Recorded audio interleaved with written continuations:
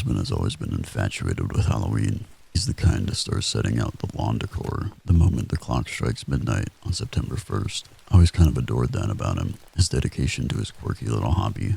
Now, I think it's revolting. "Honey, I need your help down here," Daryl shouted from the basement. Butterflies fluttered in my stomach the instant those words met my ears. Daryl had never allowed me into the basement. He claimed it was his personal space. In all honesty, I hadn't given it much thought. I assumed that was his workshop for all the detailed Halloween decorations he managed to find every year. In my 30 years on this earth, I have never seen lawn ornaments as lifelike as Daryl's. So naturally, I was giddy to see the master at work. "Coming," I yelled as I clomped down the stairs. The first thing I noticed was the stench, a pungent miasma, immediately assaulting my nostrils, and it only grew stronger the further I descended. It took everything in me to not throw up. When I finally reached the bottom, the putrid odor was so strong that it was beginning to sting my eyes.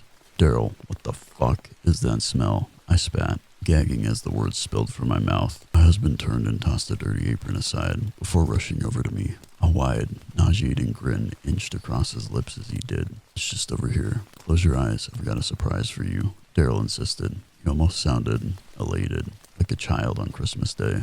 I reluctantly did as I was told. The entire thing felt off. Daryl's strange behavior, the foul odor, the whole concept of a part of our shared home being off limits. How had I not realized this sooner? Something was very wrong.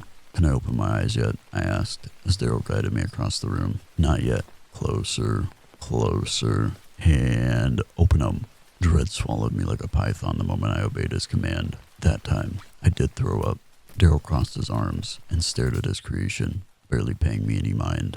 On Daryl's workbench lay the severed heads of his parents. Their mouths hung agape, frozen in permanent screams. And those eyes. I could still see the fear trap behind them. But I wasn't thinking about my in-laws. In that moment, one thought blared like a siren in my brain. I looked my husband dead in the face, and I asked the question that would haunt me for the rest of my life. "Daryl, if your parents are here, then who the hell is watching our son?" He beamed down at me, his Cheshire grin growing just a bit wider.